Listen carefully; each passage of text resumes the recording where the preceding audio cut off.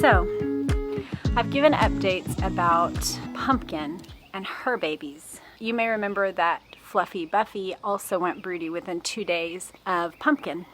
So she should have already had babies, and it's been 2 whole days. Either maybe like chemicals or just that hairline cracks made it so that the eggs couldn't grow well. So what I have done is I have collected more eggs today. When I choose, I try to choose normal sized eggs, not too big and not too small. No weird shapes, no weird abnormalities, no poop on them. This one's actually rather small, 12, 15, 16. So I will take out the small one because 15 is still a plenty good sized clutch of eggs.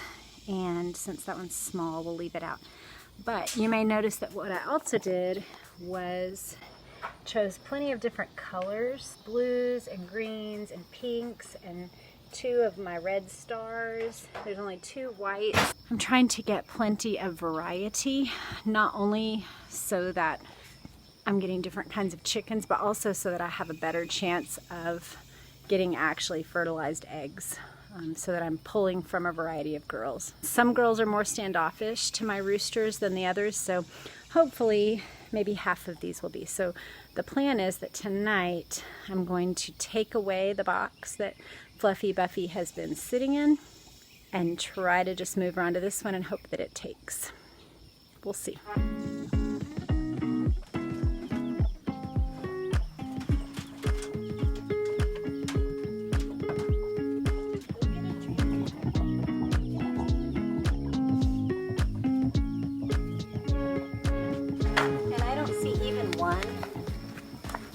They sound hollow to me. Like these are all 2 days past date. They feel metallic. So I think they're bad. And I'm just going to slip this. I'm going to move it right over here so that she feels nice and down in. I'm just going to slip it right in there. I'm going to take her, put her on it. There she goes, and we'll hope that she takes to it. So we'll see if it takes. We'll know by morning if she has kept sitting. She's already been sitting for like 23 days, and I think she was sitting for 2 or 3 days before that, so it's a lot of sitting. But I also want her to have a reward for her effort if she will sit, so we'll see how this goes. Today, that's really pretty. Clouds behind me. It won't be good lighting, but you'll get a good view of the clouds.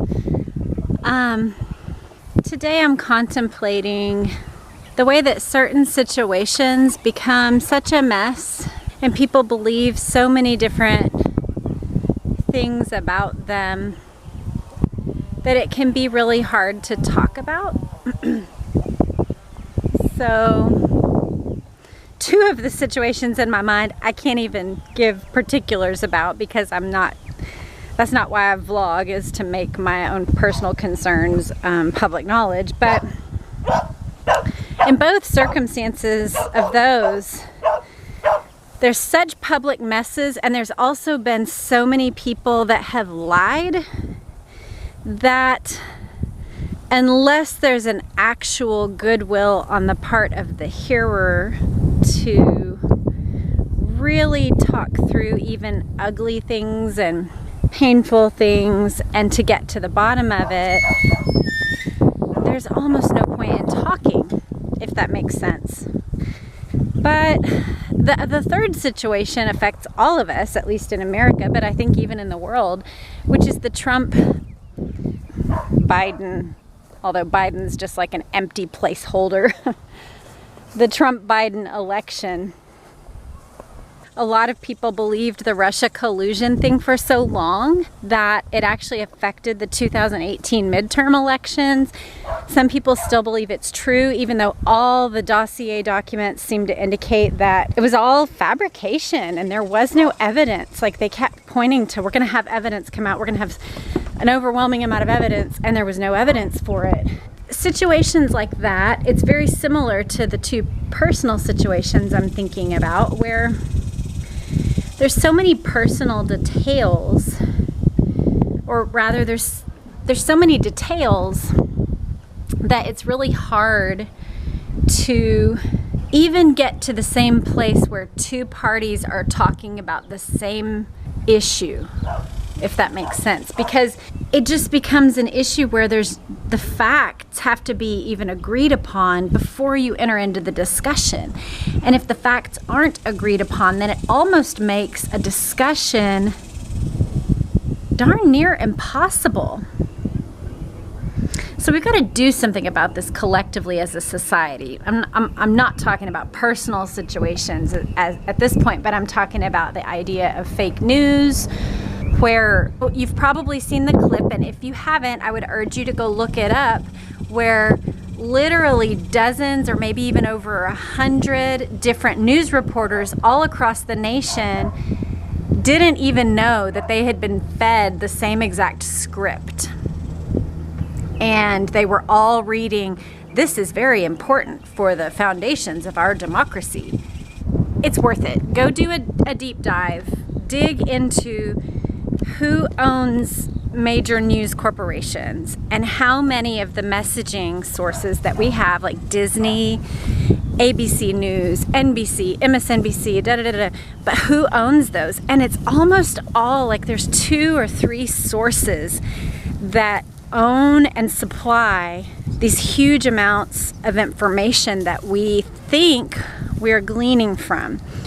For me personally, how that has looked is I'm paying attention more to free thinking internet individuals like Joe Rogan. I listen to because he just does long form interviews, and so that's not edited. There's no false presentation going on there. He's just laying it out, and you can hear where he pushes back on somebody, and you can hear where maybe he doesn't ask the question you would ask, but you can actually hear a person in their own words. So Joe Rogan's interviews, Tim Pool is an interesting person. He evaluates news and thinks through the news and does a daily podcast. He's an interesting source. I have started watching China Live Daily, something like that. I'll link to it in the description. But when I want China news on the ground, I've been paying attention to them. And I still, of course, glean from New York Times is kind of rapidly declining, but New York Times, Washington Post, CNN, all of those news sources. But I'm finding more and more that I try to go to the source. I try to listen to the White House press briefings for myself, because literally Jim Acosta has taken what has been said from the podium and shared information that communicates the exact opposite of what was said. And I've actually seen it happen in regard to school closings, if you want to look that up. He quoted one sentence from the press briefing that meant the exact opposite of what the whole paragraph around it had actually communicated. And he got called to the mat for it. But my point in saying that is, you're better off listening to the press briefing than listening to CNN's description of the press briefing. Chris Cuomo was a liar. He claimed to have coronavirus. He claimed to be emerging from the basement after quarantine. Meanwhile, he'd been out in the Hamptons in one of his rentals, getting into almost a fist fight on the street. So literally, these people are lying.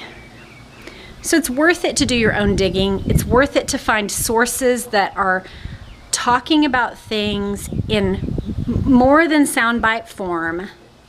I would urge you to get away from commentators, unless they are also long form commentators where they're looking at paragraphs of someone communicating and then talking about it in real time. I think we as a country need to be cautious right now about who we're listening to and what kind of decision making we are doing. One final thought is, I thought a really great personalizing interview of Trump was with Barstool Sports. So look into that. That's all for now.